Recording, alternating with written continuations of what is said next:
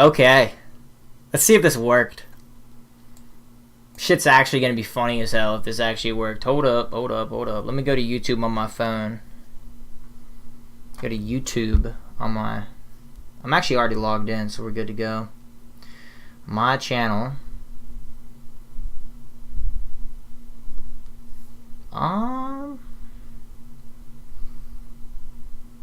Okay, we are live. Hold up. Let me go to YouTube on my phone. Go to YouTube. Yeah, this shit is working. Let me make sure all the audio and everything is working before we continue here, seeing as we were having a million different Okay, so the game audio should be being recorded. We're gonna play this game for a very, very short amount of time. I just wanted to see if this shit worked. I thought it would be pretty fun. Yep, it's working. Okay, we can pause that on my phone, and we can start playing this fantastic game. As you can tell by the title, the best PSP game ever made. Potentially the best PS1 game ever made as well. Final Fantasy Tactics was on the PlayStation 1 originally.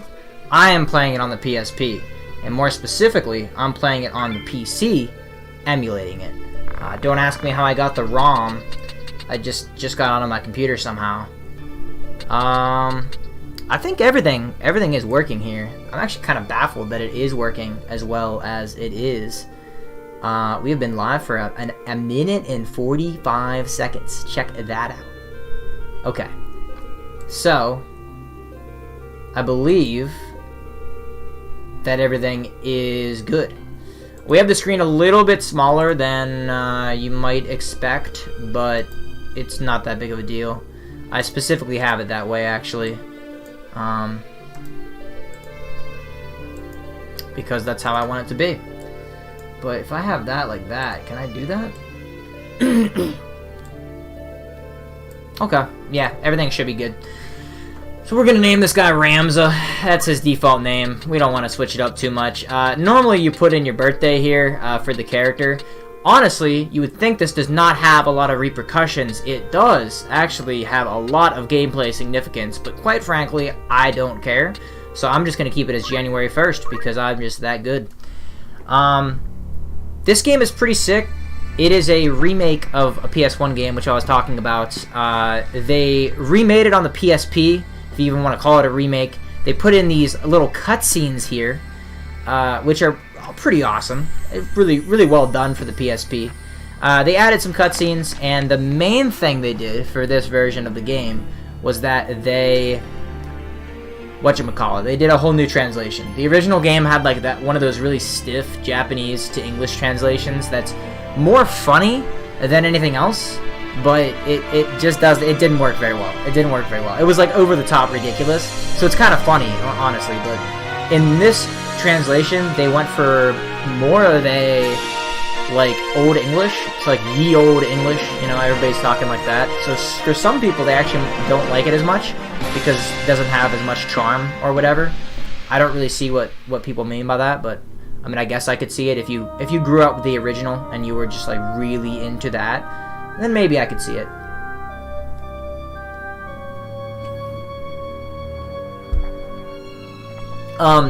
So I actually never even played War of the Lions until somewhat recently, probably within the past year or so, maybe like a year ago I played it the whole way through. Growing up, I played the PS1 version quite a bit with my one friend growing up, but it's basically the same game. The PSP version added a lot of like extra content and stuff, but nothing like major that fundamentally changes the game. We're gonna skip the rest of this cutscene, even though it is a cool cutscene. We just want to get into the game here, so I can actually play the game. As long as it loads up. Come on. There we go. Look at those rendering look at those graphics, bro. That's what I'm talking about. Okay. So we got this, these fellas here. Well, two women and one fella, I suppose. This is Lady Ovelia. Kind of an important character. You could say a very important character, actually. Agrius as well. So this is, if you've never really played this, it's kind of like Fire Emblem, but not really at all. It's just a turn-based tactics game. a lot more like customizable. Well, it depends. I guess newer Fire Emblem games have a lot of customizable stuff in them, but especially like if you're talking about classic Fallout, this has a lot more like class systems and all sorts of job system actually. But yeah, so as you can tell there, that is Ramza. This is a bit of a flash forward sequence. This isn't actually happening like in real time. We played through this, and this is the prologue, or whatever you want to call it. Also kind of doubles as a tutorial, and then you actually get to jump into the legitimate game right after. It's pretty awesome. Honestly, I'm just going to press start here, or I'm going to try to skip this. I don't know how to actually skip it, though, so maybe we aren't going to skip it. Turns out I'm dumb as hell. Okay, so somebody comes in here, and they're dying. Look out. Milady. Duke Goltana. The story in this game is pretty phenomenal. It is really cool, although towards the end it just kind of falls apart completely, but whatever. I mean, it's good for most of the game, so that's really the main thing. Deliver us, oh Lord. Yes, please deliver us. I agree. Okay. Apparently we've dropped 0 frames. I know that's a bad thing. I don't know really much about streaming at all, but apparently dropping frames is not good, so us not dropping frames, that's fantastic. They bear the crest of the Black Lion. Does he mean to start a war? Well, I don't know. You might be about to figure out what he's about to start. It might be a war. I do find it funny that I was trying to skip this, and then I just couldn't even figure out a way to skip. We do have a speed up button. If I hold tab here, it does speed up the actual game itself because I'm on an emulator. Kill them all. Leave no man standing. Something interesting about this game is that we actually have Agrius and our boy right here, Gafgarian, I believe is his name. I could be, yeah, Gafgarian. Essentially, once you actually get into the game, most of your units will be completely generic, meaning that, I mean, I guess we'll see shortly, but yeah, normally they're like generic units, not actually named, like not real characters within the story, but throughout the game you do get some story characters. It's just that a lot of people that I've heard that play this game, normally they make their own characters, so custom characters. Okay, so as you can tell here, I don't know if you can, but it's like 0, 1 out of 11. That's like your turn count. So Gafgarian's going first. If you look here, I think she's going second. Ramza's going third. You can kind of go through here. I think there's a way to bring it up. Yeah. So unit list. You can look at the units like this, but the turn list is the thing I was looking for, I think. Yeah, so you can actually just, from sort of a zoomed out perspective, see the turn thing. Now, depending on how much you do in a turn, it affects that turnover. So, unlike a lot of tactics games, whenever I move here, that is actually taking some of my... I forget exactly what they call it, but it basically takes... it's CT, maybe. The CT is what it takes. So, if I move here, that's going to take some more CT, and then I can act, or I could wait. If I just move, and then I wait, rather than acting immediately, your turn will come around quicker, but the more actions you basically take in that one turn, you will, it slows everything down. But we're going to use Shadow Blade here. It's going to do a lot of damage. Gafgarian is insane. He's like super, super good. I shall feast upon your blood. One thing that the PSP version did remove is those spell quotes. I have a quality of life mod on and a couple other things. Well, actually, it's just one mod, but it does a lot of things. And one of the main things it does is it actually restores those quotes. So whenever people say, like whenever people cast spells in this game, they say something ridiculous. But in the PSP version, they removed it. So yeah, a couple other things that it does is like, as you can tell here, so Cure and Cura and Raise, you can see that turn 10. So that actually there's a cast time on that. I think the main thing, one of the quality of life things, is like you can't miss heals or something. I don't know. There's a lot of things the mod does. It just makes the game better, basically. It removes some of the grinding that you could do as well, that you would have to do for certain jobs. So basically, she's got black magics and also white magics. It looks like she actually can't attack from where we're at right now. Don't think Thunder's gonna have any more range, and Fire's not gonna have any more range. So it looks like we actually just kind of screwed ourselves a little bit there. So we're just gonna wait. and face that direction. Send Ramza right up here with Gafgarian. This is a pretty easy battle. I don't really think it's super super possible to just die. Metal. So what's cool about this game is you can also press select on anything and it'll explain things to you. There is a lot, and I mean a lot of mechanics, many of which are so obtuse and hard to explain and understand that it's barely even worth trying to understand. You can play this game just kind of straight up without really understanding anything about the more advanced gameplay systems, and honestly you'd be completely fine. Like you would never really know. I mean, you would know the difference, but you know, in this case, not really. There's some pretty crazy stuff, and even to describe it is just kind of annoying. But specifically, if I go to, how do I actually go to the unit? I forget the controls in this game at the moment. It's been a second. Can we just go to status, I guess? Okay. So a lot of the stuff in this game is a little bit weird. There's two stats here. They're not even stats, but I guess you could call them a stat. There's bravery and there's faith. Bravery affects a lot of things, but it's basically your physical damage is the main thing, and your faith is your magic damage. But also the higher that is, the more damage you take as well. So that gets a little bit weird.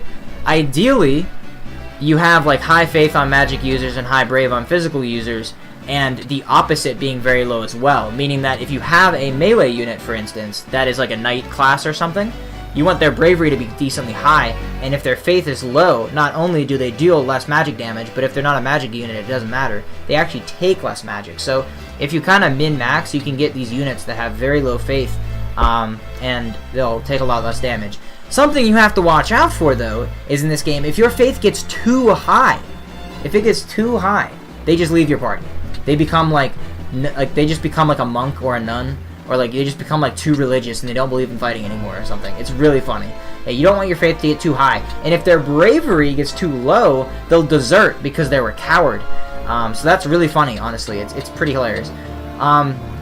Speed has to do with like how fast your turn comes around, essentially.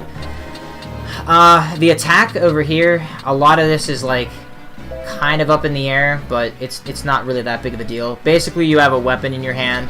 In this case, it's the Iron Sword, which has an attack of 6, so we have an attack of 6. And then you have an attack stat, which, as you can see over here, is 5.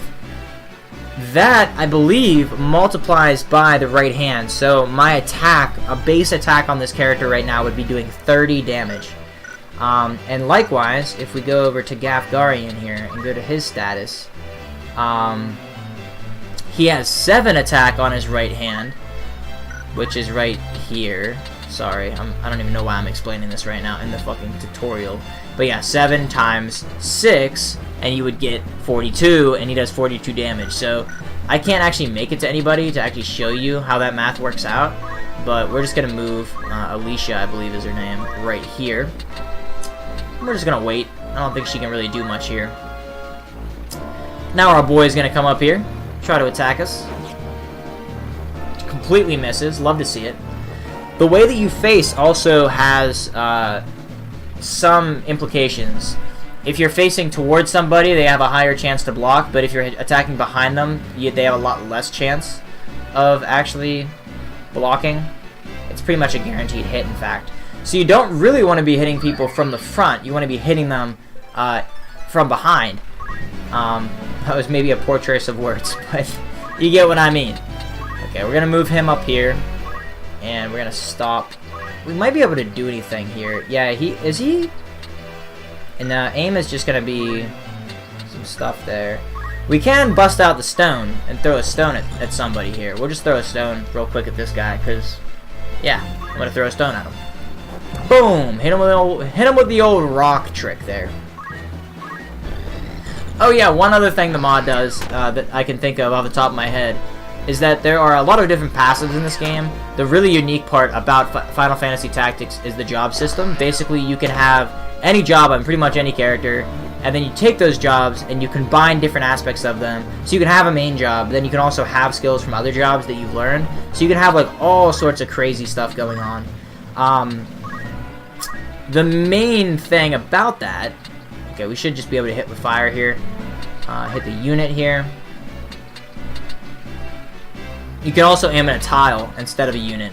And as you can tell, the turn was 1. Sometimes whenever you cast a spell, especially early on before anybody else takes their turn, casting a spell is actually so time consuming that, yeah, you'll actually have to like wait a while for the casting time. You know, normally you'd pick a spell and you'd just be able to do it right away, not in this game. Although in that case I was able to act right away. So it's not really applicable in that situation. In this situation, I think we're just gonna act and go. We don't really want to use black magics. Man, my nose is itchy right now. So Shadow Blade here is gonna do 33 damage, but as we were talking about earlier, if we just straight up attack this guy, it's gonna be doing 42 damage. Now the hit rate on that is 70%, so we don't really want to do that. What we might want to do in this case is try to move to his side maybe. If we move to his side here, we can then attack. We should get a higher hit rate, I believe. I believe we should get a higher hit rate. Yes, so 78 in that case. From behind, we'd have a higher chance altogether, but we're just gonna do that because that's pretty good. I think I didn't finish explaining what I was talking about. Basically, that there's different jobs, and you can get passives from different jobs and really make like really cool customizable classes.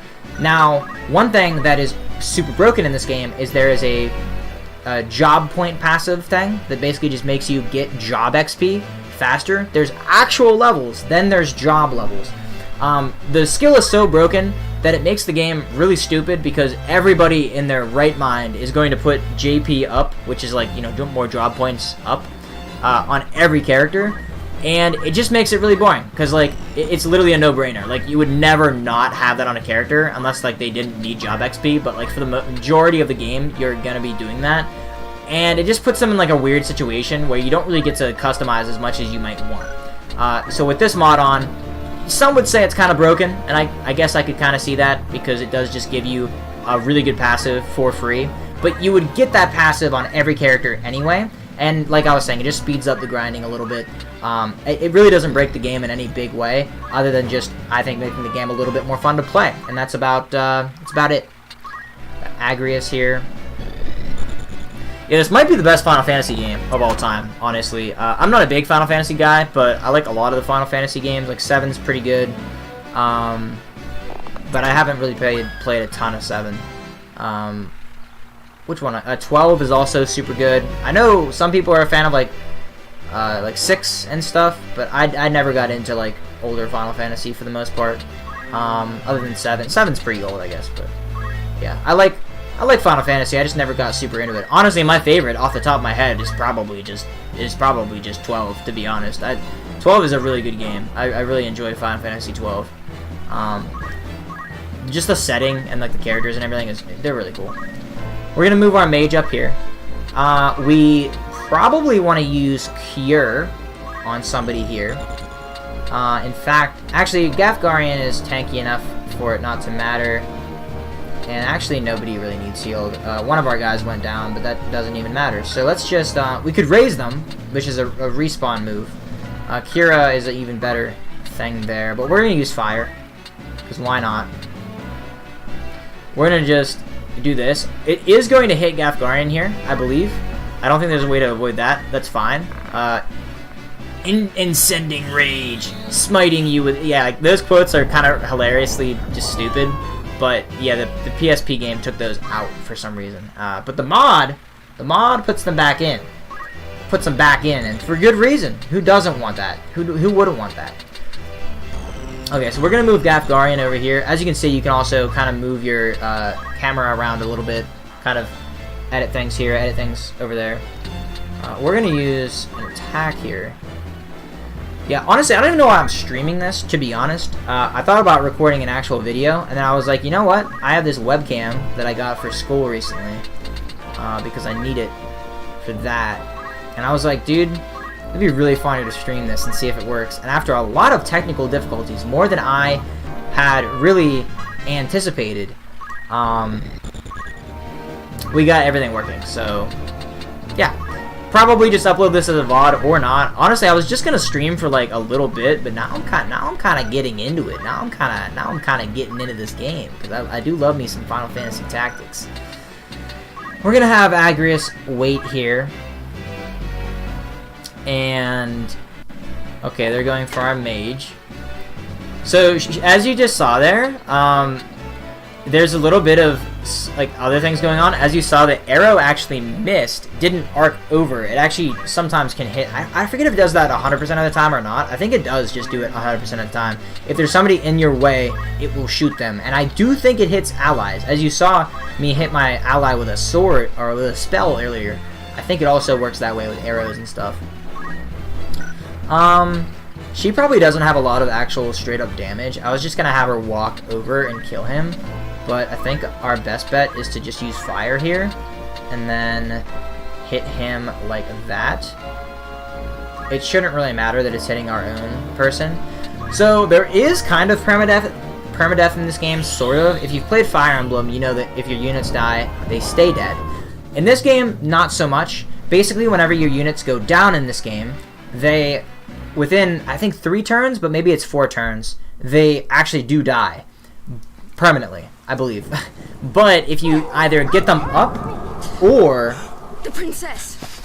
There's a cutscene going on, so maybe I should shut up, but probably not. The princess is just getting captured right now by our boy Delita.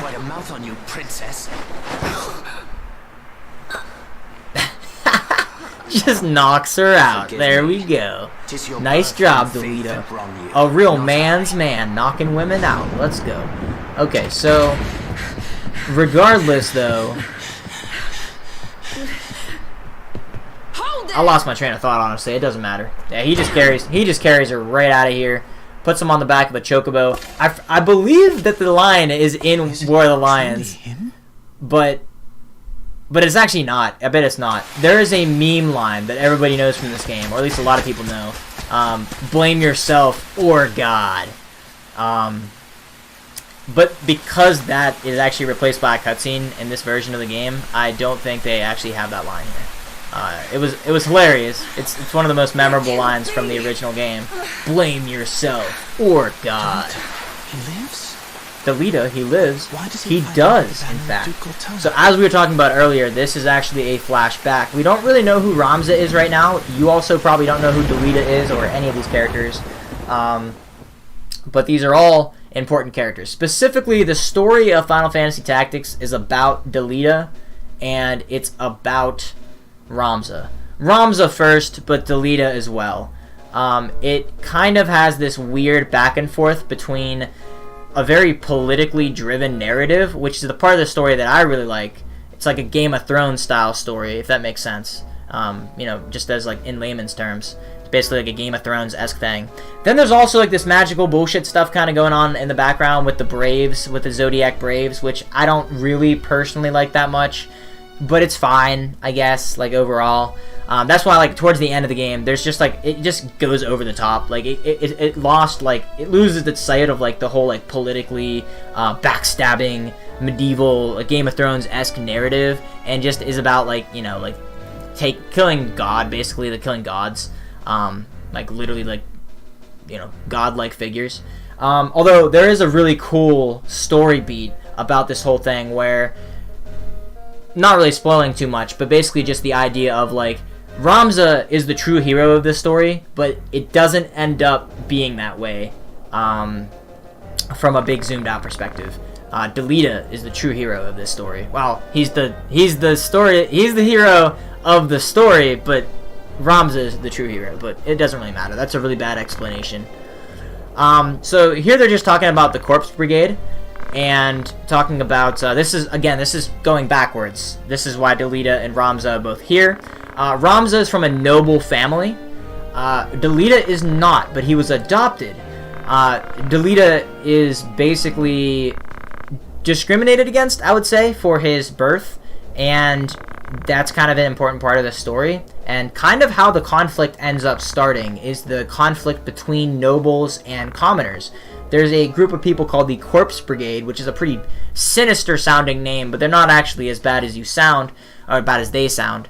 It's basically an organization that revolves around trying to take down the nobility, at least like take them down a peg, just a little bit. I'm checking the stream on my phone again here real quick, just sorry about that. let me see if can I get chat up on my phone? I have it. I mean, not that anybody's even gonna watch this, cause who would? But you know, I want it there just in case some random dude comes in and is like looking to watch me play some Final Fantasy Tactics. So anyway, there's basically class struggle going on, is the long and short of it. And there was basically, if lore-wise, although you don't necessarily find this out directly from the game, but from the lore text and from just inferring a lot of things about the game, there was a big war that happened. Obviously, a lot of people took up arms to help fight the war, and many of the peasants and the commoners were in that war, but after the fact, there have been a lot of lasting tensions and a lot of lasting problems, like lack of food, starvation, and all this other stuff. You know, these commoners, they went to war for all these nobles and these rich people, right? And they were given essentially jack shit, and they're just fucked over, you know? Like, they barely have enough to feed their families. So the Corpse Brigade is much more complex than just a group of bandits. They're much more interesting, really, than just a group of bandits. As you can tell, we have another file here, 27 hours, but we are not going to play on that one. We are going to play on this one. So here we are in our first level here. Status is... Wait. Can we... Okay, sorry. Okay, we got it. So this is our first map here. Normally what I do is actually not use these units. It does give you quite a few units. If I go to find here real quick. No, I don't want to go to find. I want to go to status maybe. Okay, I don't know why my buttons are like mixed up here. For some reason my triangle button is here and my square button, they're like reversed. I don't know why that is the case, but that's fine, I guess. So we have a chemist. We're gonna need one chemist, but I think he's a chemist, isn't he? Oh my god, what happened? What did I do? A red walled, okay. So, if I could just figure out how... Okay, I don't want to start the battle. I want to actually look at the units. I don't understand...